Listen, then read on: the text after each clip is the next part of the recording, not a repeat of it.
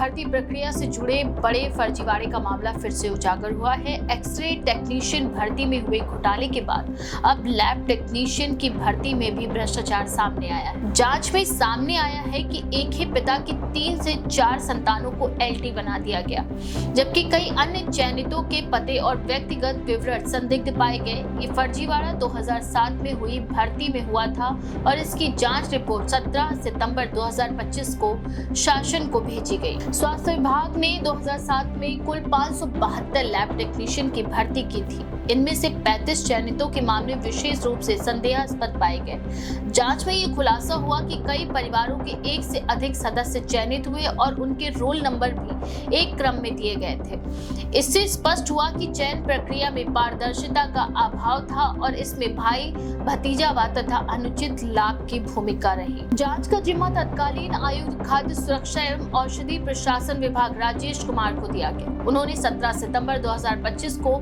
चिकित्सा एवं स्वास्थ्य विभाग के प्रमुख सचिव को अपनी रिपोर्ट सौंपते हुए उच्च स्तरीय जांच कराने की सिफारिश की। रिपोर्ट में ये भी बताया गया कि चयनितों के परिवार के कई सदस्य स्वास्थ्य विभाग में पहले से ही कार्यरत हैं।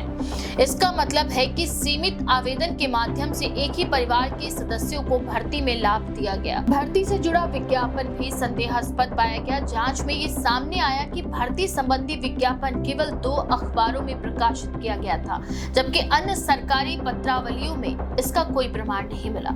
इससे ये स्पष्ट हुआ कि पदों के चयन को व्यापक स्तर पर प्रचारित नहीं किया गया। चयनितों के रोल नंबर रैंडम नहीं बल्कि क्रमबद्ध तरीके से दिए गए थे, जो पारदर्शी चयन प्रक्रिया में असंभव है। जांच में ये भी सामने आया कि जिलेवार चयन में असमानता थी। लखनऊ से सर्वाधिक 56 चयनित हुए, प्रयागराज से 41, बस्ती से 38, हरदोई से 27, आजमगढ़ और देवरिया से 25-25, बलिया से 23, महाराजगंज और सिद्धार्थनगर से 21-21, जबकि गोरखपुर और कुशीनगर से 15-15 चयनित हुए। बाकी अन्य जिलों से चयनितों की संख्या कम थी। कई चयनितों के परिवार और रिश्तेदार पहले से ही स्वास्थ्य विभाग में कार्यरत हैं। उदाहरण के लिए संतोष मिश्रा और अंबुज कुमार शुक्ला के पिता का नाम भगवती मिश्रा है।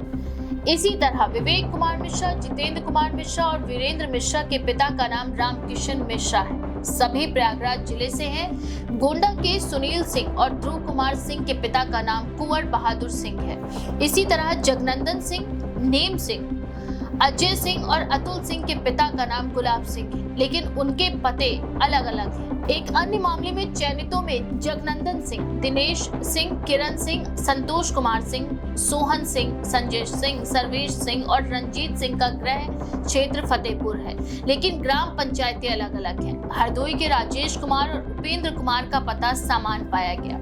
ये स्पष्ट करता है कि चयन प्रक्रिया में परिवार और रिश्तेदारों को प्राथमिकता दी गई। चिकित्सा एवं स्वास्थ्य विभाग के अधिकारी इस मामले से हैरान हैं। भर्ती प्रक्रिया में हुई ये गड़बड़ी न केवल प्रशासनिक लापरवाही को उजागर करती है, बल्कि ये भी दिखाती है कि पारिवारिक और व्यक्तिगत संबंधों के आधार पर सरकारी पदों पर अनुचित लाभ दिया गया।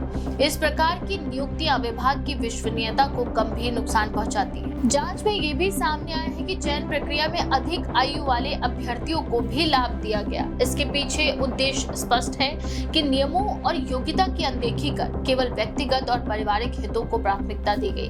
प्रशासन ने इस मामले में उच्च स्तरीय जांच की सिफारिश की है ताकि दोषियों को चिन्हित कर उन्हें दंडित किया जा सके और भविष्य में भर्ती प्रक्रिया को पारदर्शी बनाया जा सके। इस मामले ने ये भी उजागर किया कि सीमित और नियंत्रित विज्ञापन, चयन प्रक्रिया में असमानता और परिवार आधारित नियुक्तियां किस तरह सरकारी विभागों में भ्रष्टाचार को बढ़ावा देती हैं। विशेषज्ञों के अनुसार ऐसी घटनाओं को रोकने के लिए भर्ती प्रक्रियाओं में सख्त निगरानी, डिजिटल रिकॉर्ड्स और पारदर्शी परीक्षण प्रणाली की आवश्यकता है। जिला स्तर से लेकर राज्य स्तर तक भर्ती प्रक्रिया की नियमित समीक्षा और शिकायत निवारण प्रणाली की मजबूती आवश्यक है।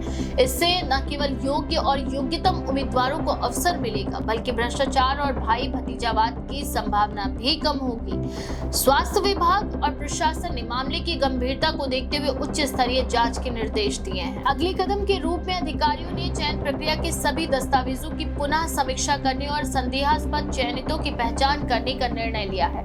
इसके साथ ही भर्ती विज्ञापन और प्रक्रिया में पारदर्शिता सुनिश्चित करने के लिए नए नियम और दिशा निर्देश जारी किए जा सकते हैं। ये मामला यूपी में सरकारी भर्ती प्रणाली की खामियों और उसमें व्याप्त भ्रष्टाचार की गहरी तस्वीर पेश करता है। ये दर्शाता है कि कैसे परिवार और व्यक्तिगत संबंधों का फायदा उठाकर चयन प्रक्रिया में अनियमितताएं की जाती हैं। ऐसे मामलों की उच्च स्तरीय जांच और दोषियों को कड़ी सजा देने से ही भविष्य में भर्ती प्रक्रिया में सुधार संभव है। अधिकारियों का मानना है कि यदि भर्ती प्रक्रिया पारदर्शी और निष्पक्ष नहीं रही तो ये केवल योग्य उम्मीदवारों के लिए अन्याय नहीं है, बल्कि विभाग की कार्यक्षमता और जनता के प्रति उसके भरोसे को भी प्रभावित करता है। इस फर्जीवाड़े का खुलासा होने के बाद शासन ने मामले की गंभीरता को देखते हुए शीघ्र कार्यवाही के संकेत दिए हैं। इस घटना ने ये भी स्पष्ट किया कि उत्तर प्रदेश में सरकारी भर्ती प्रणाली में सुधार और पारदर्शिता के लिए आवश्यक कदम उठाना बेहद जरूरी है।